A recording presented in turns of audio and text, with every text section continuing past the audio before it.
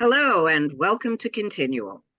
My name is Jean Marie Ward, and tonight we're going to talk about Weapons 101, how to write things that go bang, bang, pew, pew, and don't make any noise at all but are just as deadly. With me tonight, we've got several wonderful panelists and writers, and I'm going to ask everyone to introduce themselves, and starting with Stuart. Hi, everybody. I'm Stuart Jaffee. I'm best known for the Max Porter Paranormal Mysteries. I also write the Nathan K action thrillers, which has lots of bang bang and pew pew. I'm a second-degree black belt of Taekwondo, so I also have some swish swish training as well. Okay, Adam. I'm Adam Stemple. I am a writer of fantasy and thrillers with lots of pew pew and thwop glish and that type of bloody action. Wonderful, wonderful. Lee. Hi there, I'm Lee Martindale. I sling short stories as both a writer and an anthology editor. I'm SCA and Civil Musketeers, so I'm into the swishy pokey stuff. I fought heavy back in the dark ages when I was young, and I target shoot, so I'm familiar with pistols and rifles and such. Okay. Daniel. Hi, my name is Daniel Hands. I am a therapist in private practice, but I'm also an author of mostly short fiction. A reviewer once said that death and dismemberment are your art form of my story, which I think I might get that inscribed on my tombstone. But I'm currently actually in the middle of getting a book out about using tabletop role-playing games in psychotherapy. So plenty of opportunity for bang bang, and I think I'm going to laugh if I say pew pew too many times.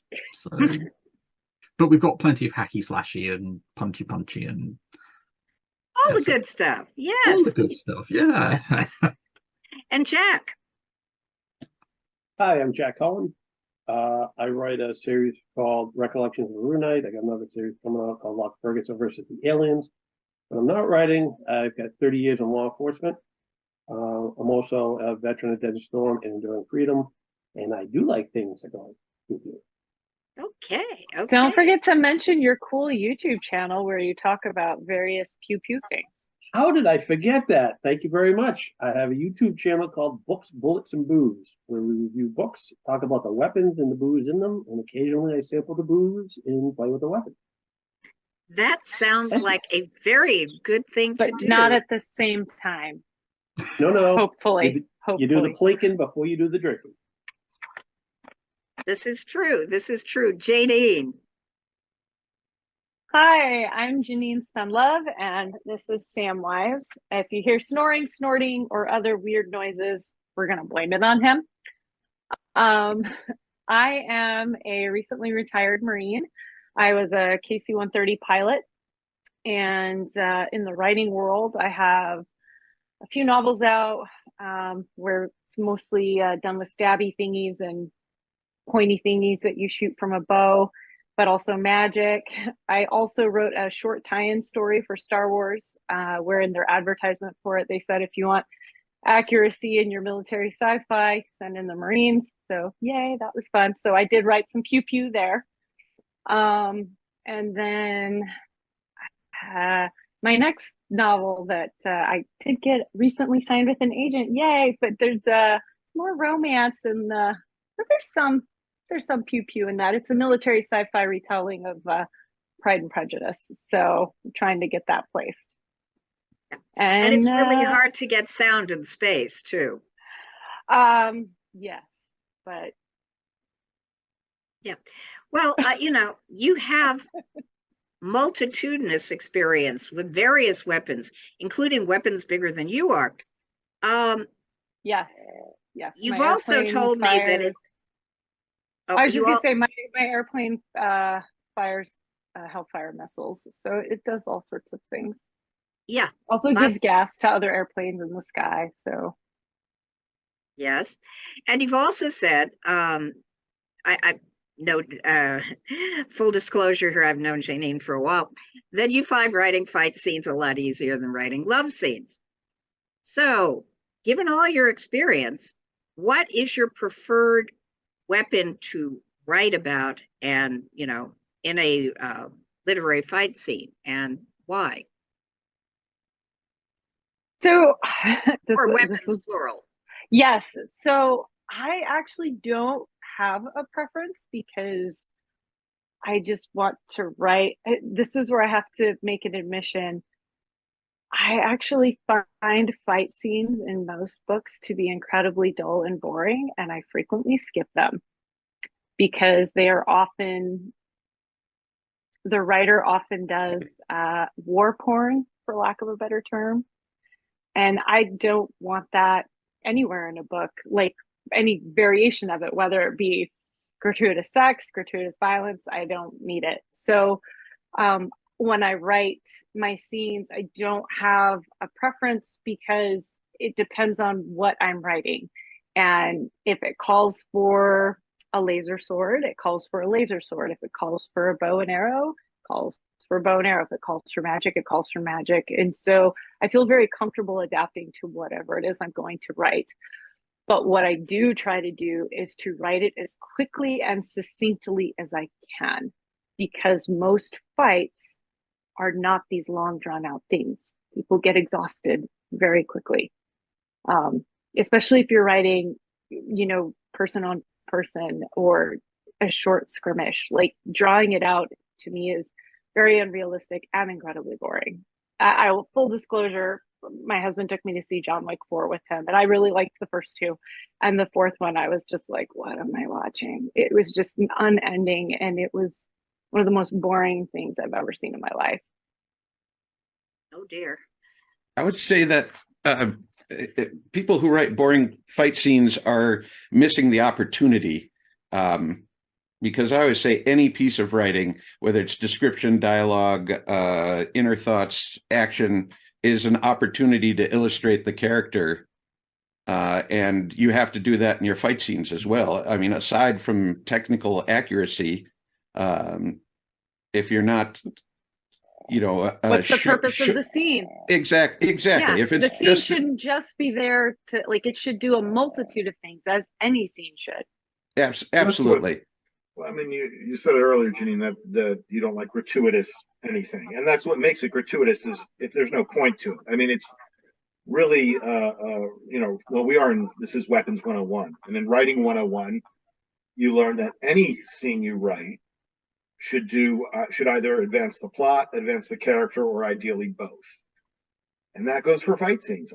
I've written entire books that were basically nothing but a chase with fights, and I mean, it's drawn out, and so Mad Max Fury Road was not boring, right? And like John Wick, it was action start to finish, but I was not bored for a moment because it all had purpose. In fact, you know, John Wick, I've yet to see John Wick 4, but I've seen the first three, and I would agree the first two I really enjoyed, and even 3 was kind of starting to get boring because there they were just trying to find excuses to have really cool set pieces, whereas the very first John Wick is completely motivated by a horrible series of yes, and therefore, but it's not. I mean, every specific action scene had a purpose connected to that. It was all the way through.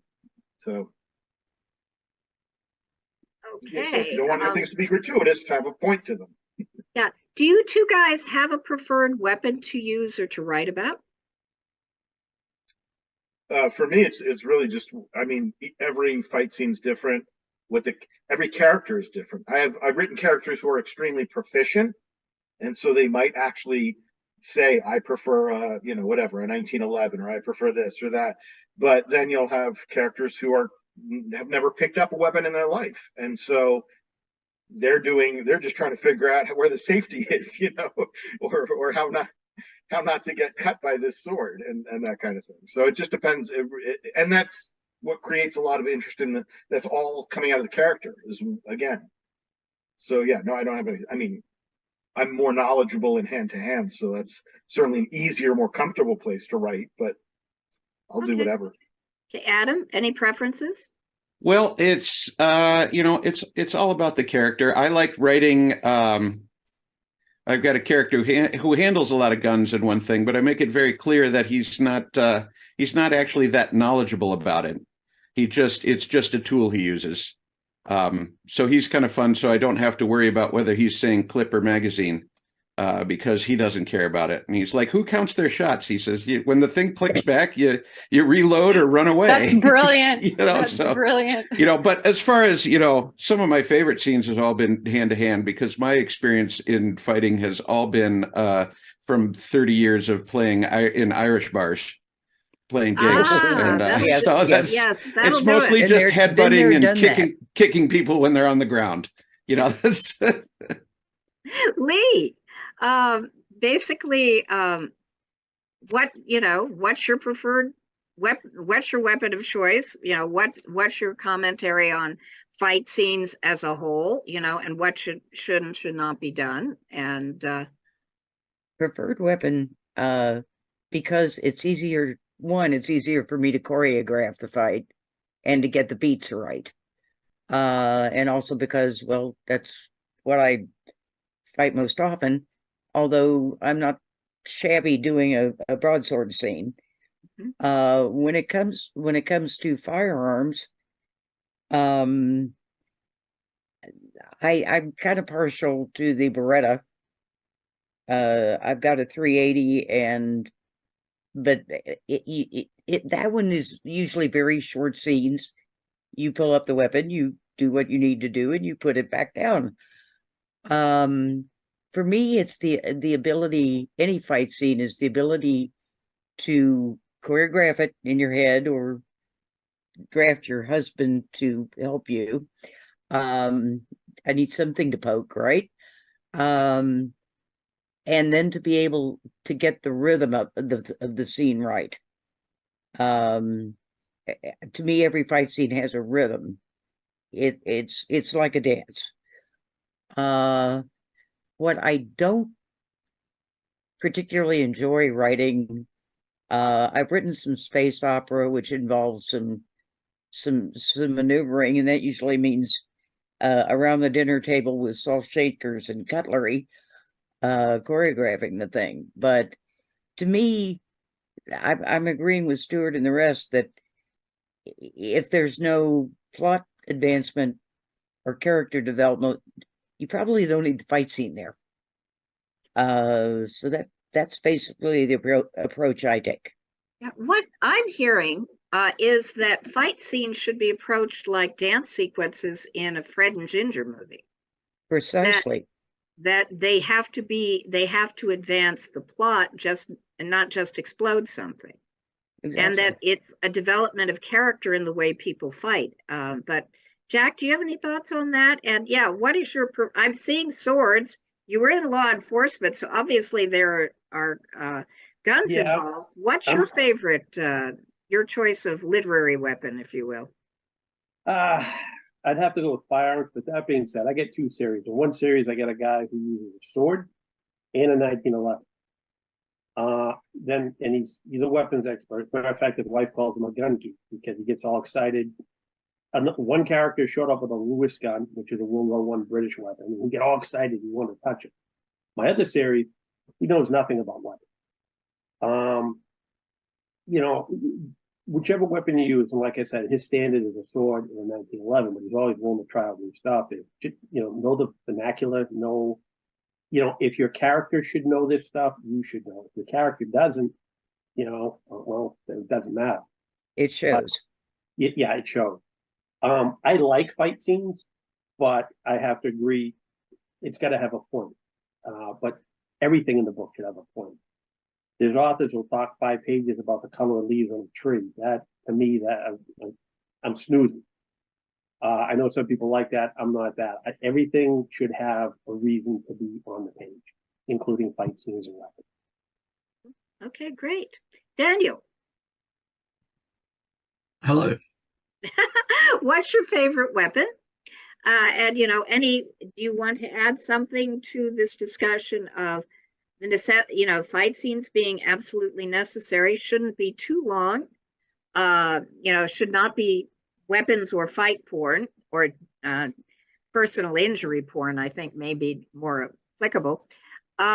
Anything to the discussion of, what it should and in general, what it should and should not be, and what's your preferred weapon when you write them?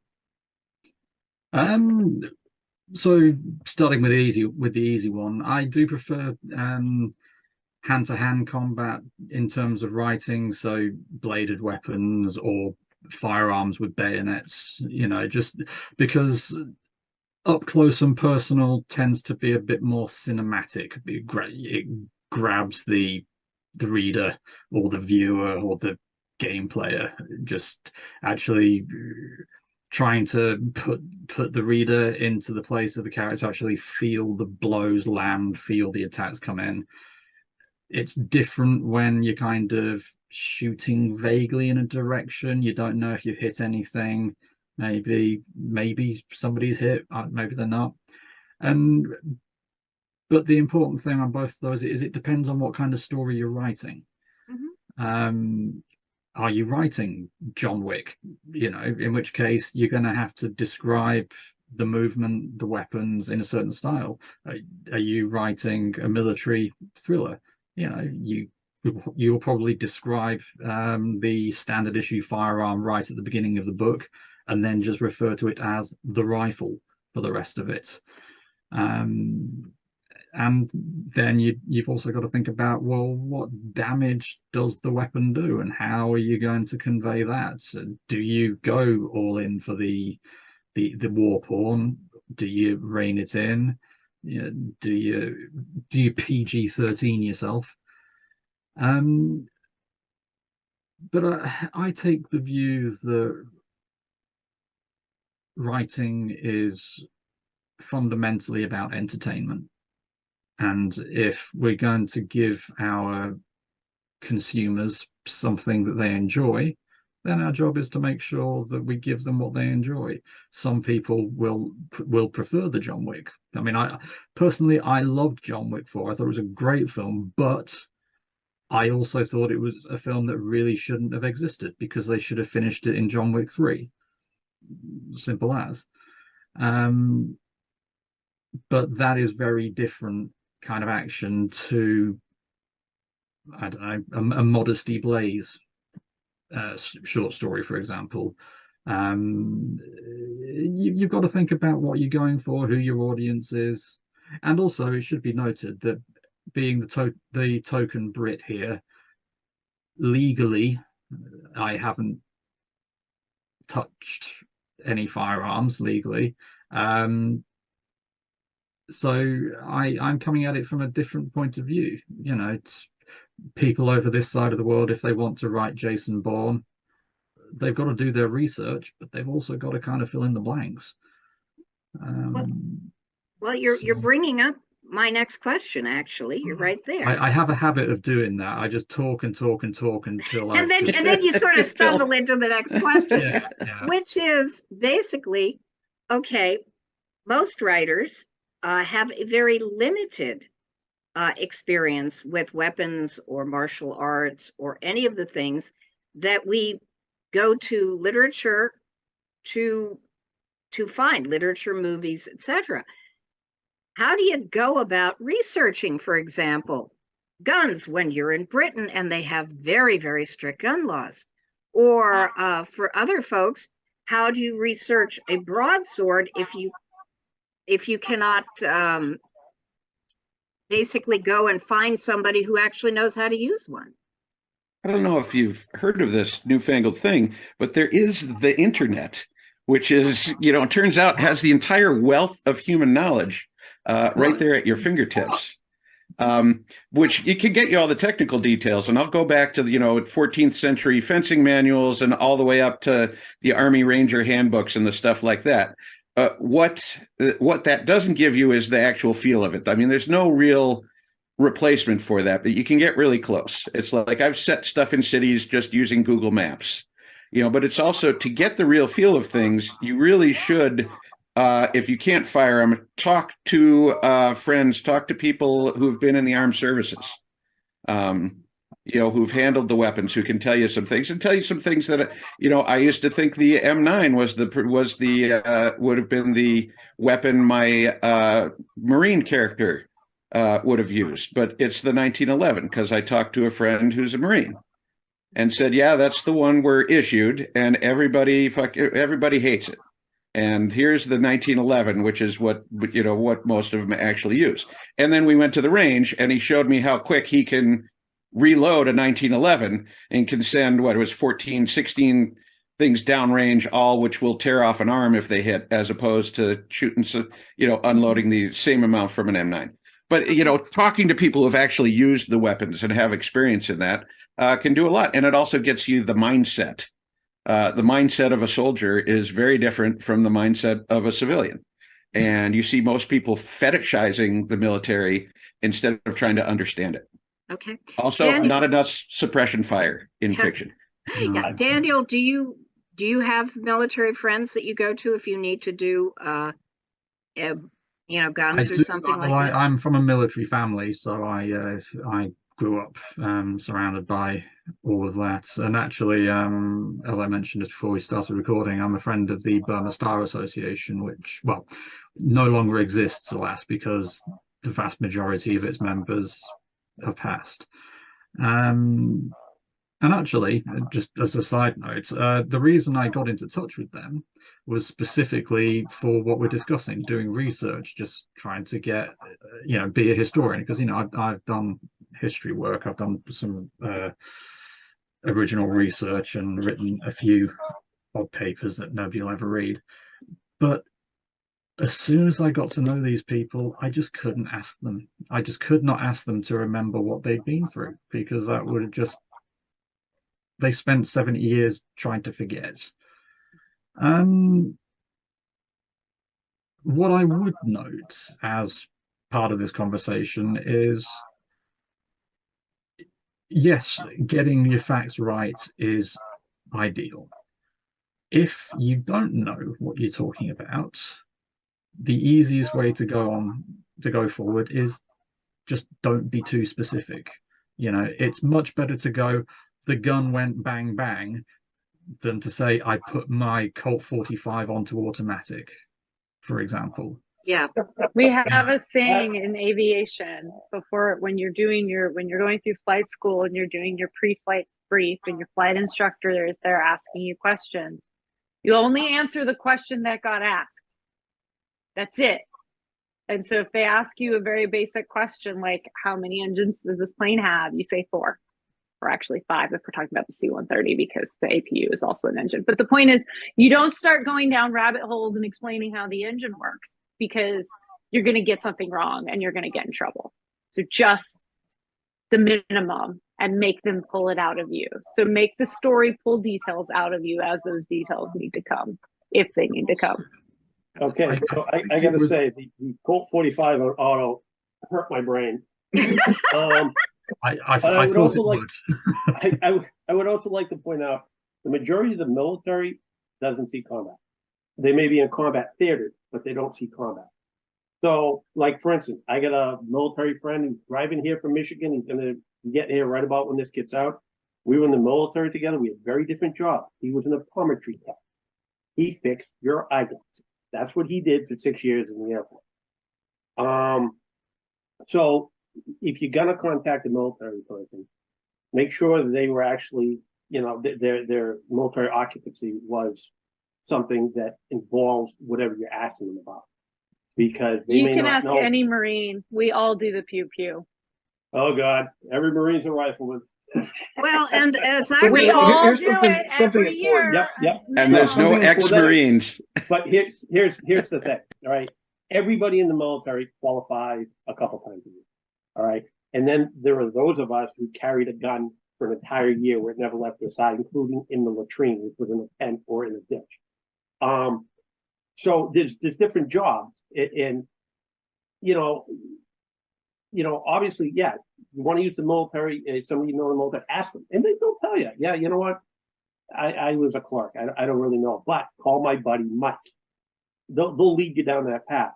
As for worrying about asking the relive thing, hey, do you mind talking about weapons? Yeah, I'm good. You're not going to hurt their feelings. They'll basically say, yeah, I'm all set. Or, hey, yeah, you know what? We had this and we had that.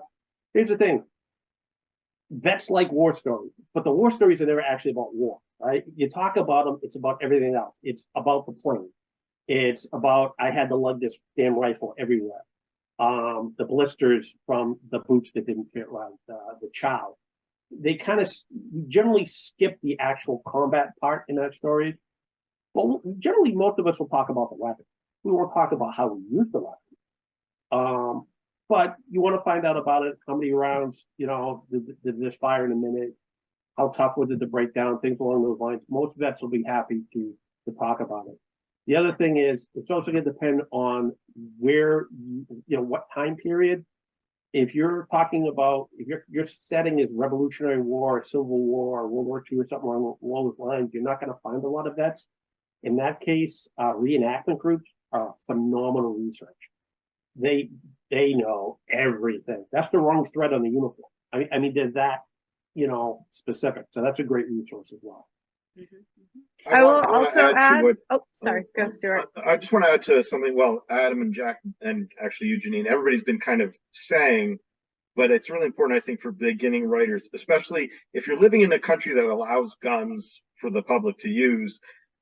Chances are in America, you are, whoever you are, you're probably 1 or 2 steps removed from somebody who knows how to use guns and would be happy to take you to the range or to try it out. My nephew is a retired Marine, and he took me to the range. I'd never fired a weapon before. He explained all the safety, took me through it. So I knew I was in good hands, and just experience it.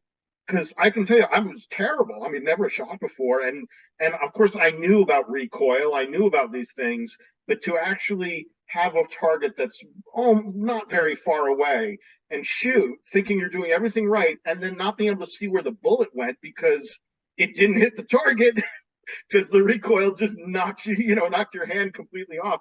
And because we see John Wick, we see. How was your breathing, Stuart? What? Were you breathing? I learned. I mean, I eventually hit the target, but those first shots were terrible, and I was like, "Wow!" Were you pulling or squeezing the trigger? Which one? And I learned how that you have to squeeze. Yeah, if all of that. But the most depressing thing is, about that none of that comment was that in a movie, exactly in a how lot the of books, Marines everybody's like an expert shot, and that is really hard to do. To be that good, and so experiencing it, feeling it, will give you as a writer incredible tactile, and the smell of things. I was going to say the smell. Yeah. So yes. if you can do it, do it. Just once, it'll change your whole perspective on things. And before we move on, the other thing I remembered to get it out here, The Writer's Guide to Weapons, which is by Benjamin Sobiek. And this is a great primer if you know nothing. And he goes through from a writer's perspective of all different kinds of weapons and just basic terminology, that calling it a weapon instead of a gun, or calling it a pistol or a rifle, depending on the knowledge of your character. Anyway, I find that to be, when I really don't know what the heck I'm saying, I usually go to that first to find some information. Okay.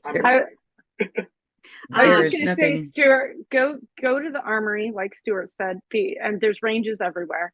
And the other thing is to follow up on Jack's comment, talk to vets, talk to veterans.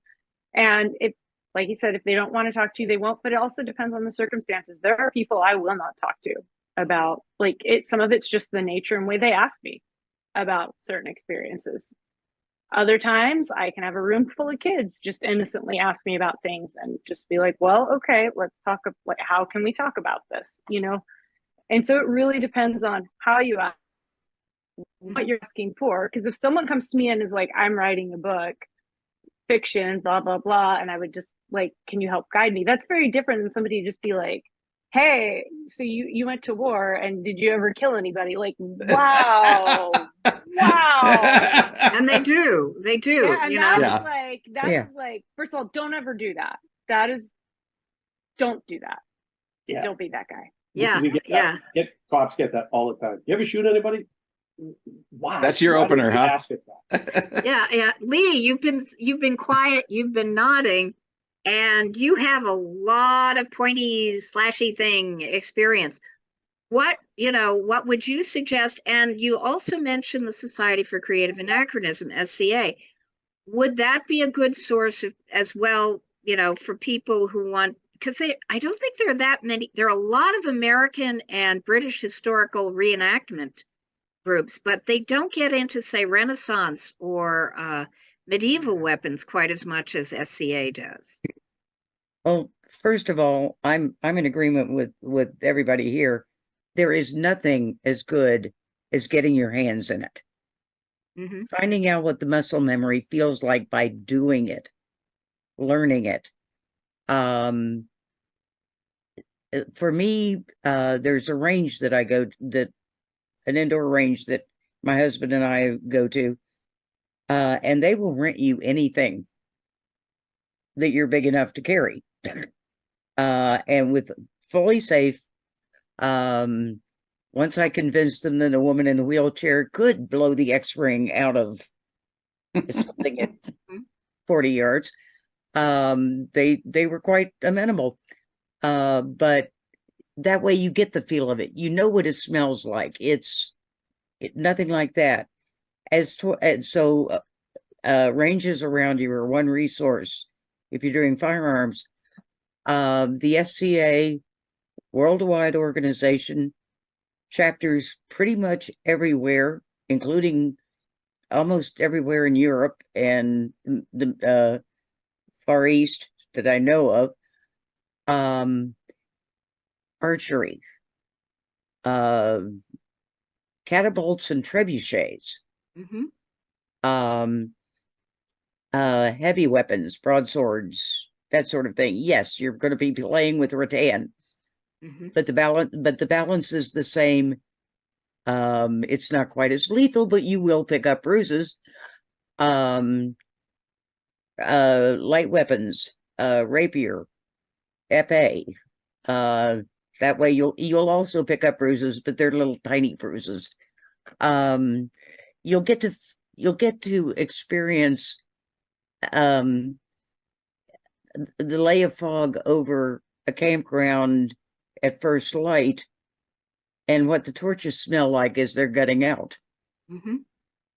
It's full immersion if you go about it right. If you don't, well, that's your problem. But you get to feel what it's like Mm-hmm. to see. Okay, somebody coming at you with the point of a rapier. There's a feel to it. Mm-hmm. You might find out you have natural reflexes. The martial arts training I had translated very well to fencing. Mm-hmm. And you'll get to learn the difference between fighting buckler and epee and fighting Florentine. Mm-hmm.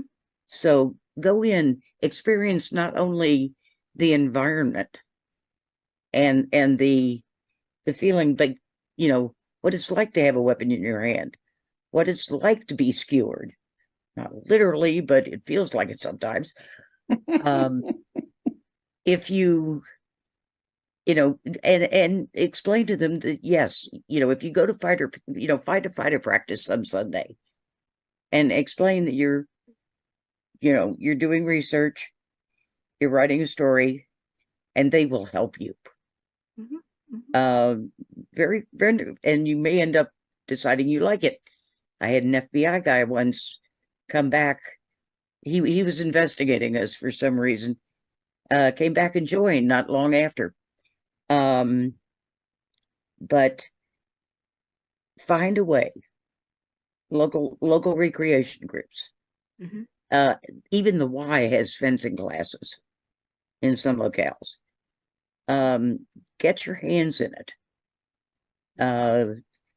Now, don't be like me. I had occasion to fire a Desert Eagle one time, and if I'd have had the brakes locked, I would have ended up like a turtle on her back.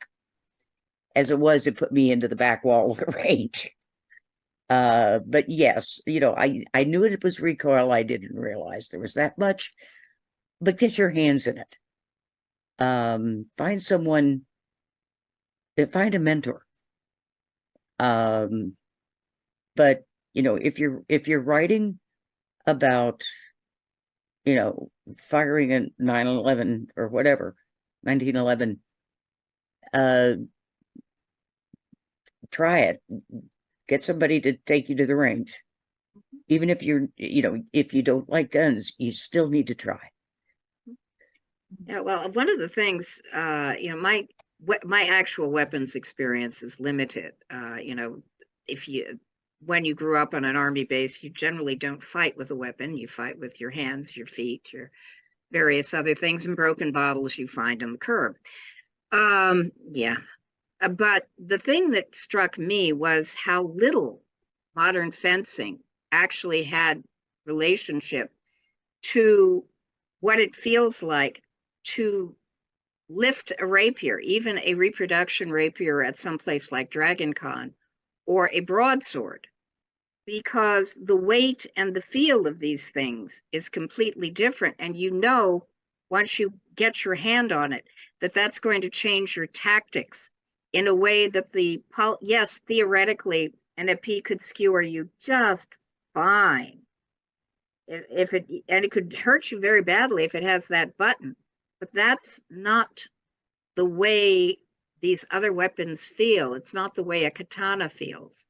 And it's a very different thing. It's sort of like the difference. It's a different style. Yeah. The difference between sport, at least it felt that way to me, and reality. It did not, those weapons that I hefted at various places felt like fighting. The EP never felt like fighting to me, oddly enough, though I know people did. That reminds me of I'm addicted to the weapons experts breaking down movie scenes. Oh, I love on that. YouTube. I love those. And I love the spear and axe guy, because every spear and axe is used terribly in the movies. I saw a guy with a Viking axe showing the quick movements. And at no point did he, lift it. Why do you need to, or why are you taking such a hefty swing with your sword when with a katana? You ever see a katana fight? It's just. Yeah, a couple of Toshiro Mifune moves and the guy's completely in three pieces. I also found really helpful when things like the extra stuff that you can watch in films. Like I remember in the early 2000s watching all the appendices to the Lord of the Rings, and when they were talking about how they made the chainmail, what they made it out of, so that people could actually move in it, how they had the hero shot sword that was actually the big heavy real sword, and how what they actually fought with, hollowed out or home or whatever, which is how, you've got Aragorn swinging around what is essentially a two-handed sword, like it's a lightsaber, Mm-hmm. Yeah, in the old movies too, they did that. Basically, if you ever watch the end of The Adventures of Robin Hood with Errol Flynn and that big duel with Basil Rathbone, who actually could fence, and Errol Flynn, who was doing theatrical fencing or theatrical sword fighting. Flinning. I think it's called flinning. Yeah, it could be. It could be. Yes. But actually, the thing is, at one point in this lengthy scene where they're going up and down staircases and banging into candelabra, the sword bends. And you see it in the final scene where he is trying to thrust this sword at the jailer. And you see this definite crook in the sword. And you know that if a real sword, something that wasn't made of aluminum or very thin metal, had been bent like that, it would have broken. It just wouldn't work. It's a crook. It's not a curve. It's not good. Well, yeah, it's hilarious. That swords, weapons, sometimes they did bend. I don't know if you ever watched Forged in Fire, but one of the things is the forging of a good sword. It can bend to a certain point and then come back. Yeah. Not everyone had a good sword. Sometimes they got bent in battle. A lot of times they had to drop, go to another weapon, move on. So not, I mean, yeah, that scene was unrealistic, but a bent sword or a broken sword in a fight scene Is real. Musashi real. prefer It could be good writing. Musashi preferred wooden swords. He'd Mhm. fight one in each hand because not only could you just still kill someone by clobbering them, if you blocked, they would often catch the katana. And now you've got he was a giant dude with two giant wooden swords with katanas sticking out of them, running after you. Yeah, I had way back when I had a full head of hair. I was too, a housing brother. officer, and I had a wooden baton, and that shattered on me in a fight. Ooh. And so I'm holding a handle of splinters, and the guy I hit, to him, it felt like the hand of God came down and slapped him. He was done with the fight. He wasn't hurt. I'm looking at the handle. He's looking at me. With both our eyes are like this. I'm like, sit down. He goes, okay. And that was the end of it. But it was an old baton. And when I went to swing, the metal core shot out. The glue shot out. And I hit him with a hollow baton, and it shattered to a million pieces. Did him no damage. But the sound alone was enough. That's the thing with fights. You could be the best martial artist in the world. When you're in a real fight, a lot of stuff goes out the window. Same thing with weapons. Guns jam, swords bend, batons break, you slip. The person moves a different way than you expect them to. There's a great video. There's a great video of these two boxers, and it was they had already fought.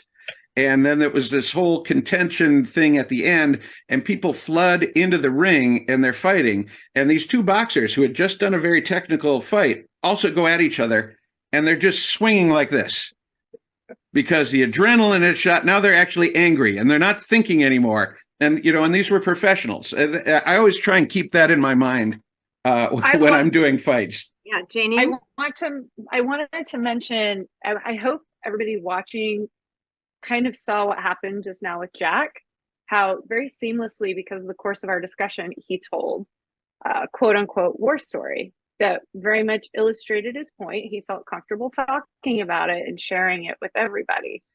The other thing that I wanted to talk about really quick is sorry, I'm not trying to make you feel uncomfortable. I'm just saying, it was very natural and nobody put you on the spot. And this is how when you want to talk to people about stuff like this.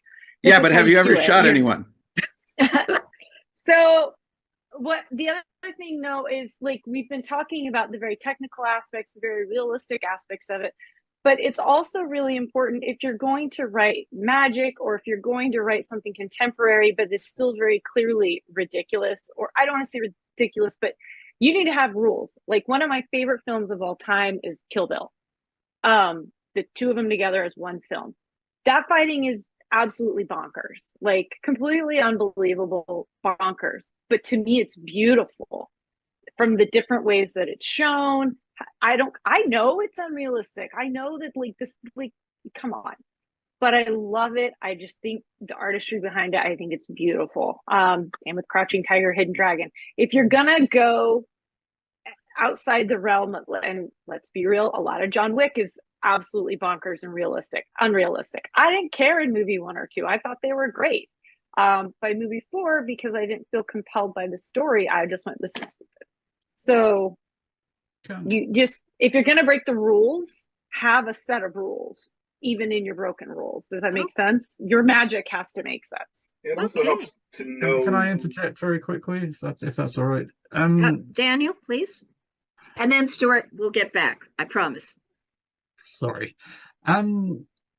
I think it was Sherwood Smith. I forget I for the love of me haven't been able to find the exact quotes, even though I've been searching for ages. But one thing I think this conversation's kind of been missing is when Smith said, "Can anybody say imagination?" And at the end of the day, because this is a panel aimed specifically at writers, and writers, we've got day jobs, we're busy, I've got families, I live in a country where I can't just go down to the range and handle weapons. Even if I had access to it, I don't have time. I'm running 3 jobs as it is. Come on. And soon it depends on the kind of story you want to say. If you want to make it super detailed, super accurate, by all means go for it. But I worry that potentially the only takeaway from this conversation to any new writer out there is you've got to know everything before you go in writing. It's like, well, no, just make it up as you go along. If it becomes important, then put it in. I'm going to slightly disagree with you on that one.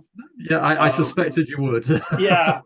Well, I mean, okay, so Janine mentioned I got a YouTube channel, Book for the Blues. We review books that have weapons. I'll read a book in preparation to do this video, and it's gun. He fired his gun. I grabbed my gun. Gun.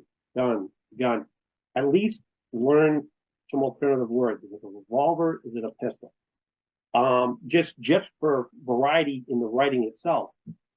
But yeah, I mean, imagination's fine, and you don't have to be an expert in everything.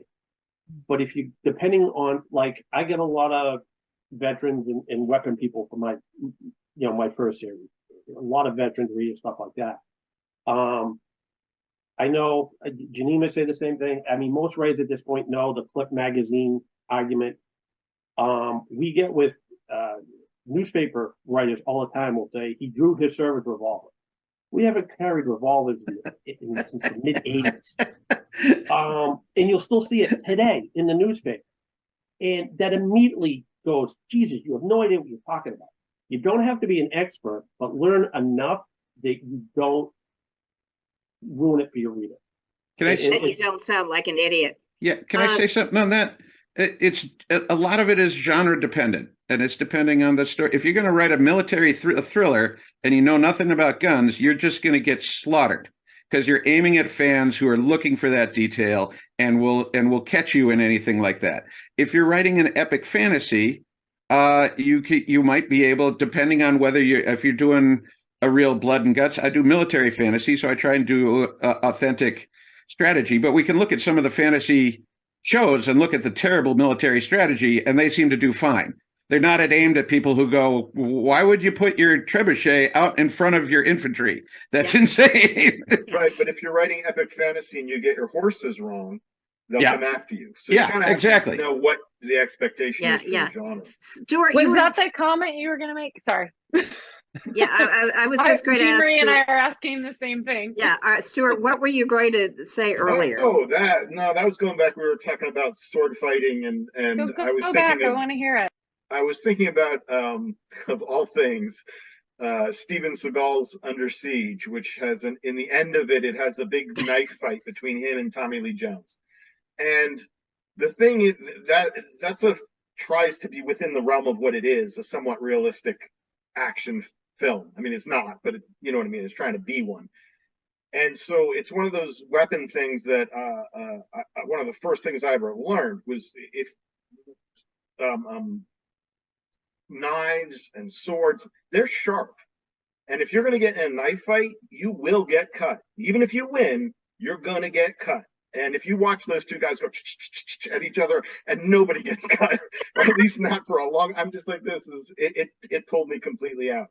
And that goes right also with what Daniel was saying about, we do want our imagination but we have to use our imagination as writers to make it so that our reader doesn't get pulled out by the things we don't know.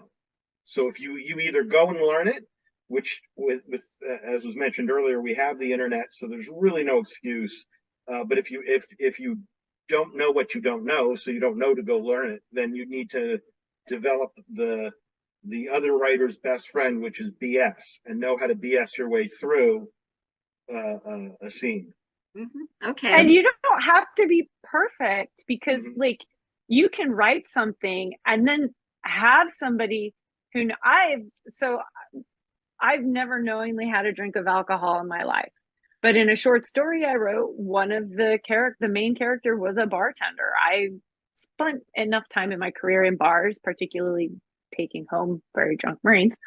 But I don't know what a bartender does. I don't know the terminology. I don't know the job. So I wrote it and then I sent it to a friend who was a bartender, and she was just like, wrong, wrong, right, right, and was happy to do it. And the amount of friends I've had who have written pilots and flying scenes who have sent me their stuff.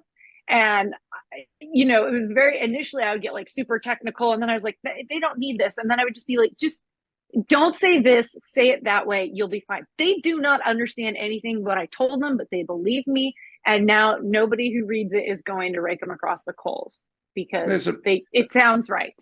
There's a balance between technical accuracy and entertainment or dramatas or whatever you're going for. I know I've put in some scenes that, you know, really wouldn't have happened, but they were so, you know, cinematic and grand of scope. I'm like, fuck yeah, we're keeping that in, even if it's a little unrealistic, because it's big, it's huge, it's fun.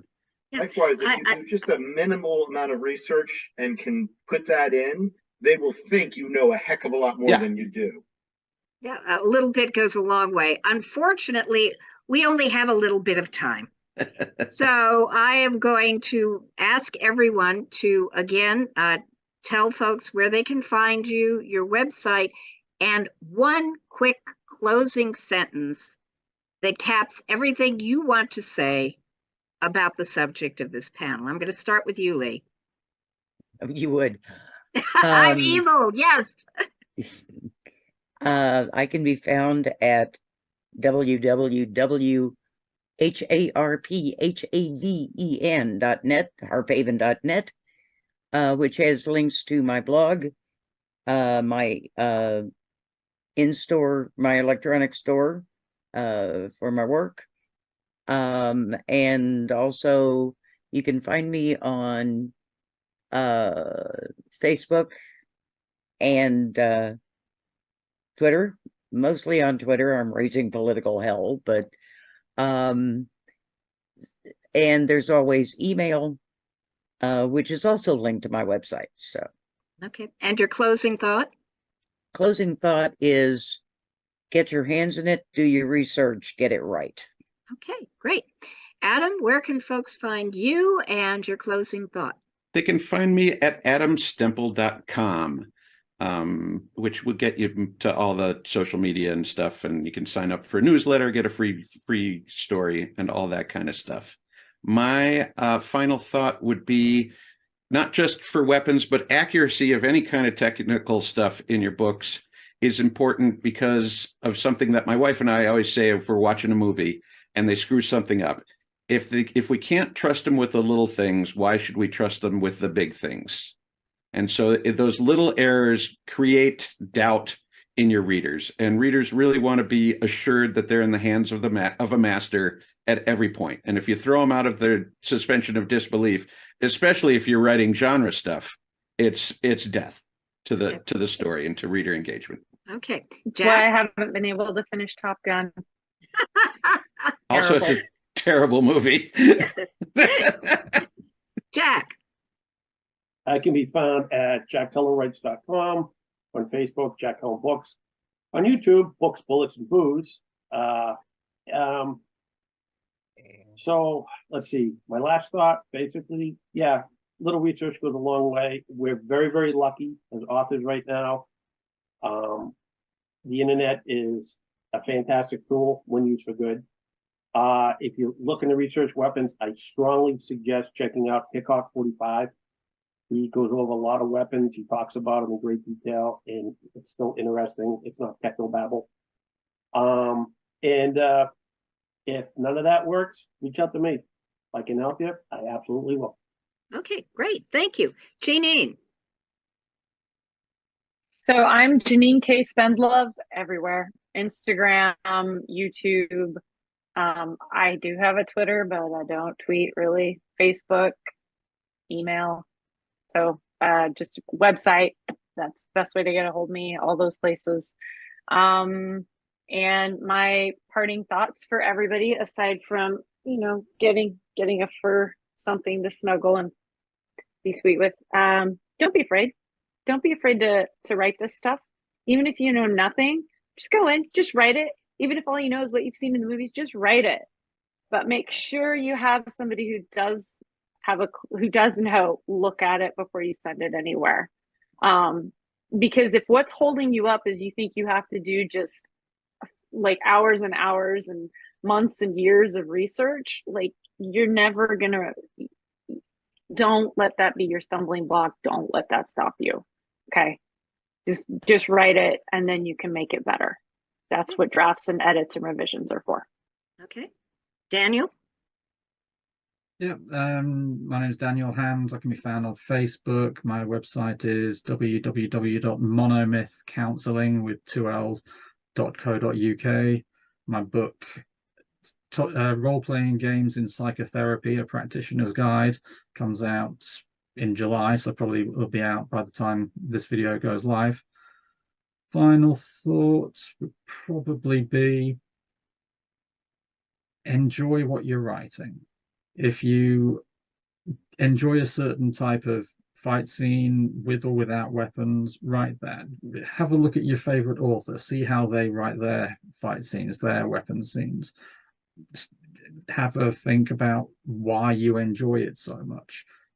Shamelessly copy them until you've got it right. You know, these are all things that we've got to do as authors. We've got to find what works for us. And weapons, fight scenes, you know, the core rules there are no different to the core rules of any other type of scene. You've got to find your groove, and once you do that, the magic can start. Let your imagination play.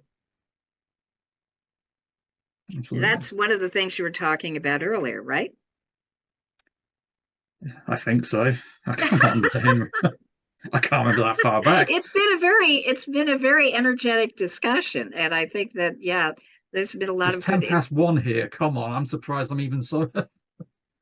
Well, you're still upright after 1 o'clock, and that's good. Okay, Stuart, you get the next to the last word. I get the last one. you get the next to the last one. So tell folks where they can find you and your parting thought. You can find me at stuartjaffe.com. You can sign up for my newsletter and get some free stories. I'm also on Facebook, and I have a Facebook group called Stuart Jaffee's Madhouse. Any of those are a good place to get in contact with me. Parting thoughts, just despite all the enthusiasm we all might have shown for very specific details and all that, in the end, remember, it's about character, it's about the story. And if you focus on those things and do those parts right, your reader will forgive a lot of mistakes. That's a good parting thought. All right. Thank you all for a wonderful panel. I've learned a lot, and I'm sure our audience has as well. And thank you out there for joining us here at ConTinual. Good night.